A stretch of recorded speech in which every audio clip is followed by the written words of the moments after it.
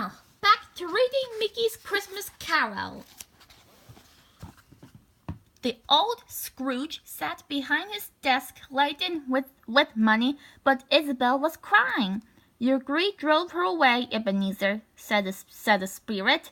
You were to marry, but you left only money. I wanted us to be happy, to be rich, moaned Scrooge. You left her with nothing, accused the spirit. Suddenly, Scrooge found himself back in bed. That must have been a bad dream, he thought. Then he thought of Isabel, and how his love of money had ruined his change of happiness with the girl he loved. Scrooge was sobbing into his pillow when he felt a heavy hand on his shoulder. I am the ghost of Christmas present, boomed a giant. Oh, please, cried Scrooge, spare me.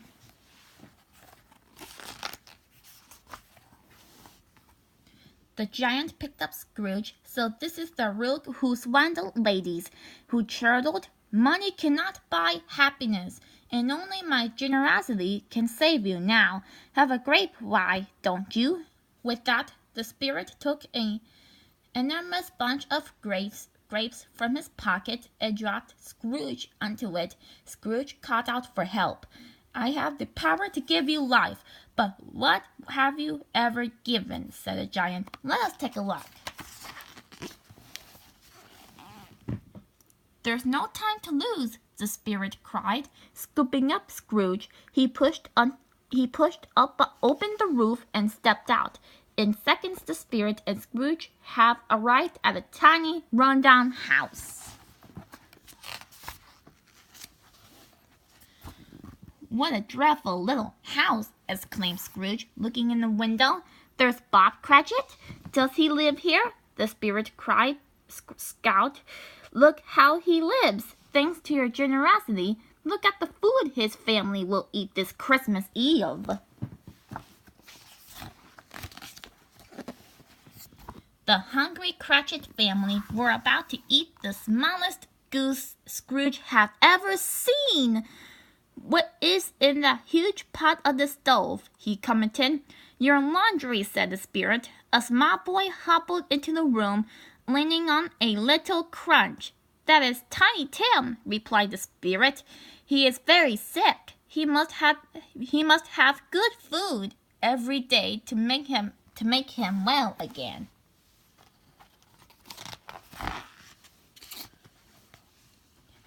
When Scrooge stepped back from the window, the spirit had disappeared.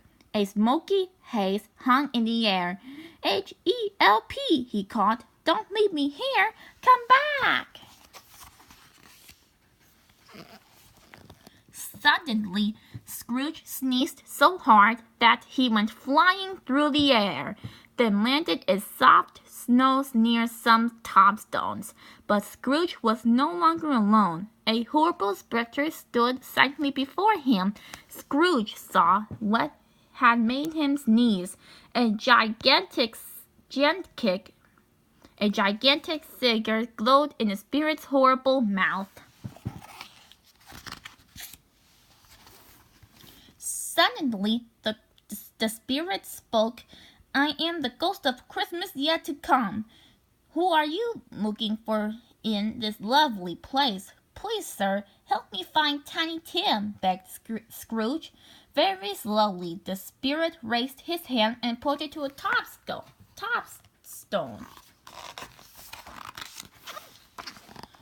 Scrooge looked and saw Bob Cratchit placing Tiny Tim's little crutch on a grave. Tears rolled down Cratchit's face. Scrooge's heart sank. He wanted to say how sorry he was, when suddenly a bell began to toll.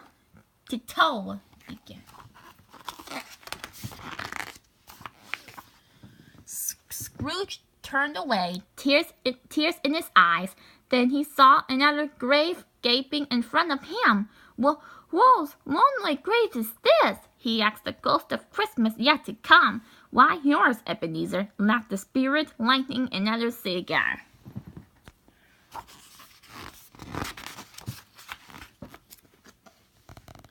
"Oh, please," cried Scrooge. "I'm so sorry. Tell me these events can yet be changed." But the spirit just laughed and slapped Scrooge on the back. Help! Screamed Scrooge as he went flying into the pit. As he fell, he remembered all the people he had robbed and swindled in the past.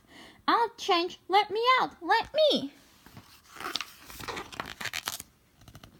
Suddenly, another bell was ringing. Scrooge opened his eyes, jumped out of bed, and ran to the window. The sun shone brightly. It was Christmas morning.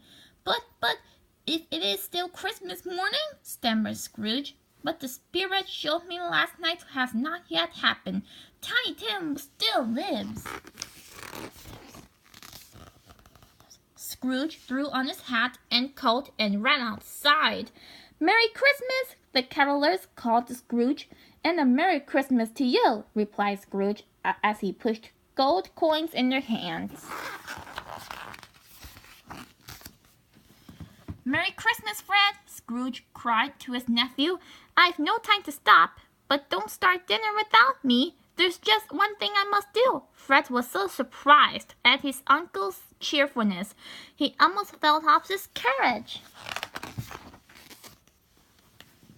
Scrooge knocked on Bob Cratchit's door with a big brown sack on his back. "As you're not working today, I brought a sack of dirty laundry," said Scrooge. "See that? It's done today." "Oh, look!" cried Tiny Tim's sister as Scrooge walked past. "Isn't that a teddy bear in Mr. Scrooge's sack?"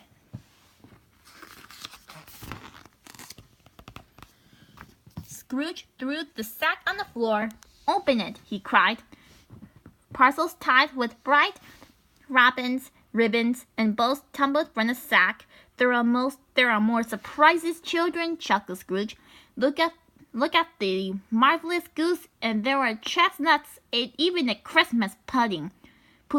What a Christmas you shall have! A very Merry Christmas to you all, and especially to you, Tiny Tim." The whole family danced with joy. This was to be the first of many bountiful holidays, for they would never be poor again. Cratchit was to become Scrooge's new partner, and Tiny Tim wouldn't go hungry, and would grow stronger each day. "How good it is to be generous and kind," thought Ebenezer Scrooge. "God bless us, everyone," said Tiny Tim. Well, that's it.